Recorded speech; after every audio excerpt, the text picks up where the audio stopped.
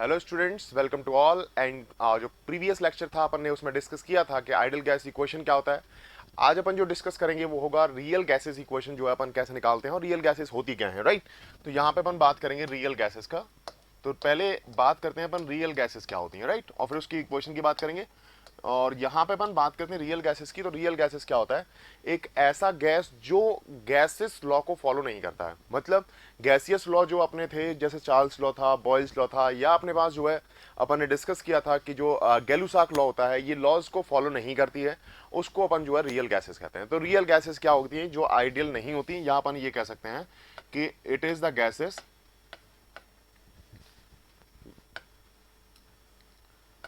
it is the gases,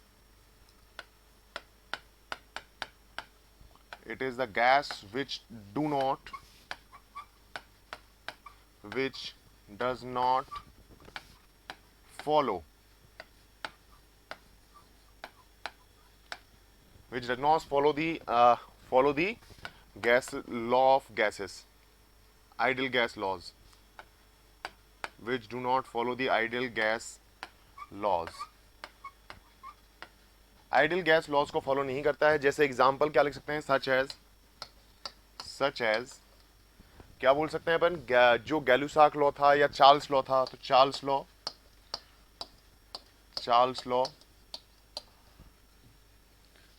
law को follow नहीं करता है। दूसरा अपने पास बॉयल्स लॉ को फॉलो नहीं करता है। ये Boyle's law, Gay Lussac law and Gay Lussac law, etc and Gay Lussac law,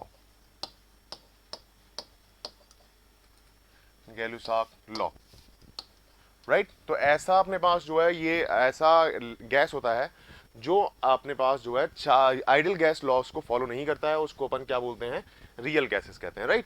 तो रियल गैसेस जो है वो कैसी होती हैं और कैसे अपन डिफाइन कर पाएंगे? तो यहाँ पे मैंने कहा कि अपन जो है आइडियल गैस लॉ को फॉलो नहीं कराते हैं, तो उसको अपन रियल गैसेस कहते हैं। और आपने पढ़ा था आइडियल गैस इक्वेशन, तो उसमें कुछ अजम्पशंस आपने लिए थे कि अपन ने आइडियल गैस इक्वेशन के लिए अजम्पशन जो लिया था, पहला अजम्पशन ये था कि जो आपका फोर्स ऑफ कोहेजन होता है, मतलब अगर मॉलिक्यूल को देखते हैं अपन, तो मॉलिक्यूल यहाँ पे मैं बताता हूँ कि यहाँ पे अपन जो है क्या कंसीडर किए थे वहां पे आइडियल गैस इक्वेशन में, कि ये अगर गैस मॉलिक्यूल्स हैं, these are the molecules of the gases, तो इन मॉलिक्यूल्स के बीच में जो फोर्स ऑफ कोहेजन होता है वो बिल्कुल नेग्लिजिबल होता है according to the ideal gas equation. अपन ने यहाँ पे एजम्पशन लिया था कि आइडियल गैस जो होती है वो अपने पास low pressure and under high temperature condition, यहाँ पे जो कोहेजिव फोर्स होता है बिल्कुल नेग्लिजिबल होता है according to the ideal gas.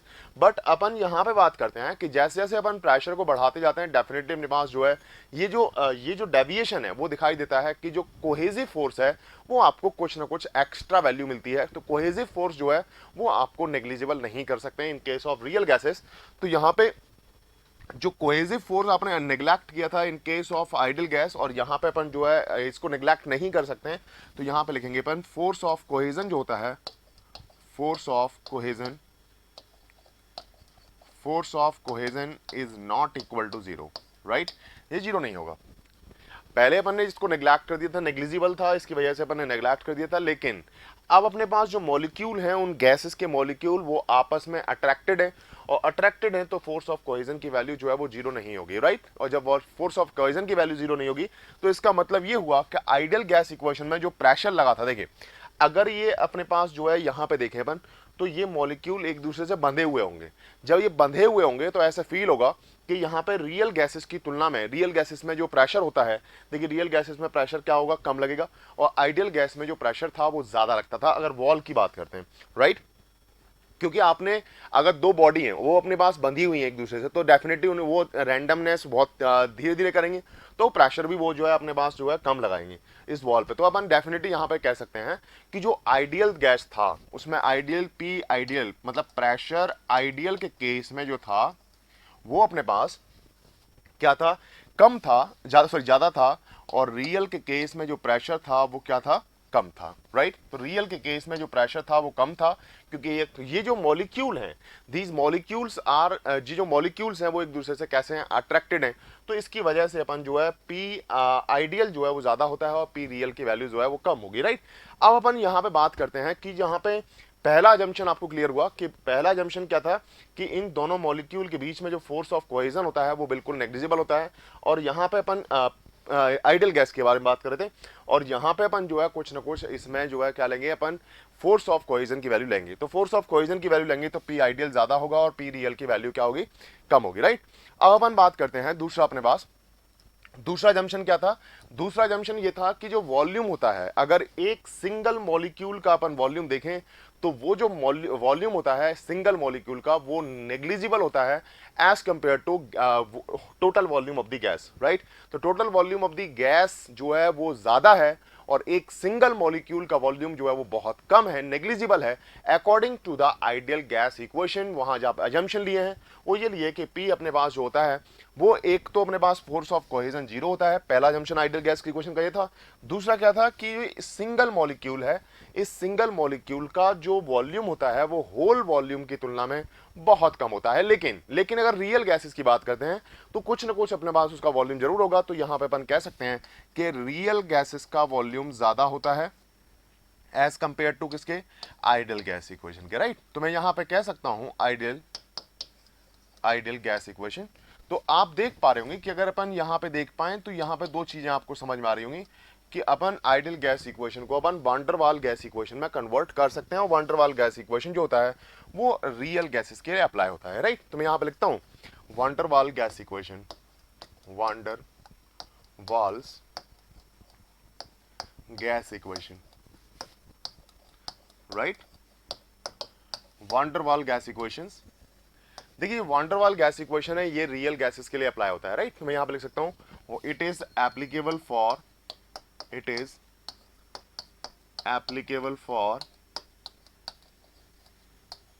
Real gases, applicable for real gases.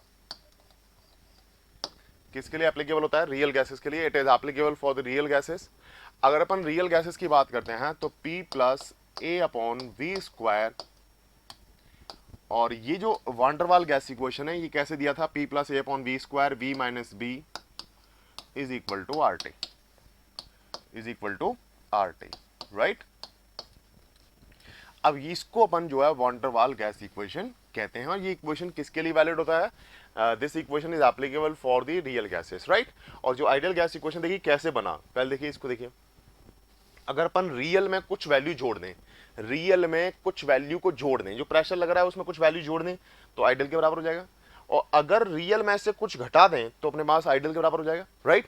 तो मैं यहां पे इसलिए यहां पे मैंने लिखा कि मैंने P में तो कुछ जोड़ दिया और V में से कुछ घटा दिया, राइट। तो A और B जो थे वो कांस्टेंट्स थे, और जो B है वो स्पेसिफिक वॉल्यूम है, और R जो है कैरेक्टरिस्टिक गैस कांस्टेंट है, और T जो है वो एब्सोल्यूट टेम्परेचर है। तो यहां पे अपन कह सकते हैं कि जो अपने पास यहां पे where P is equal to absolute pressure है, एब्सोल्यूट प्रेशर, राइट। और जहां पे A and B are constants, A and B are constants, and small v is your specific volume,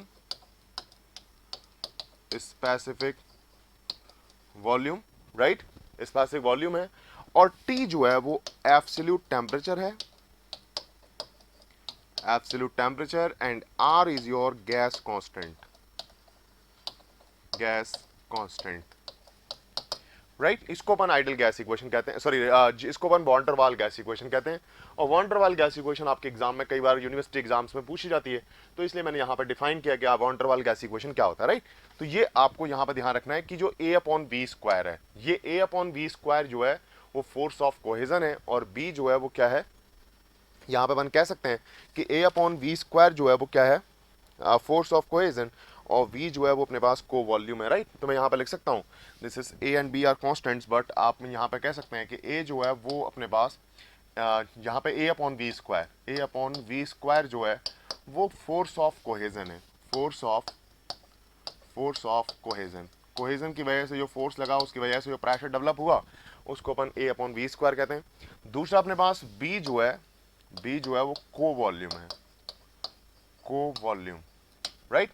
तो अपने पास यहाँ पे ये चीज़ें ध्यान रखनी है कि अपने पास यहाँ पे क्या क्या है। तो वान डेर वाल गैस इक्वेशन आपको क्लियर हुआ होगा कि वान डेर वाल गैस इक्वेशन में अपन कैसे डिफाइन कर पाते हैं, राइट। तो यहाँ पे आपको एग्जाम में कभी कभी पूछता है कि यहाँ पे आप यूनिट बताइए कि ए और बी का यूनिट क्या होगा, उसको भी निकाल के बताइए। तो यूनिवर्सिटी एग्जाम्स में ये भी पूछ लेता है कि what is the unit of A and B. तो यहाँ पे अपन देखते हैं कि आप unit of A and B निकालें। तो unit of A and B, A and B, तो यहाँ पे एग्जाम में पूछ सकता है। तो यहाँ पे देखिए आपने 10th क्लास में या 12th क्लास में पढ़ा होगा कि वही राशियां जोड़ी अथवा घटाई जा सकती हैं जिनका विमाएं सेम हो, राइट, या जिनका यूनिट सेम हो। तो अपन उन्हीं को अपन जो है प्लस माइनस कर सकते हैं जिनकी यूनिट सेम हो। तो यहाँ पे आपको दिख रहा होगा कि मैंने प्रेशर में कुछ वैल्यू को जोड़ रखा है। इसका मतलब जितनी प्रेशर की यूनिट है वही अपने पास जो है ए अपॉन बी स्क्वायर की यूनिट होगी।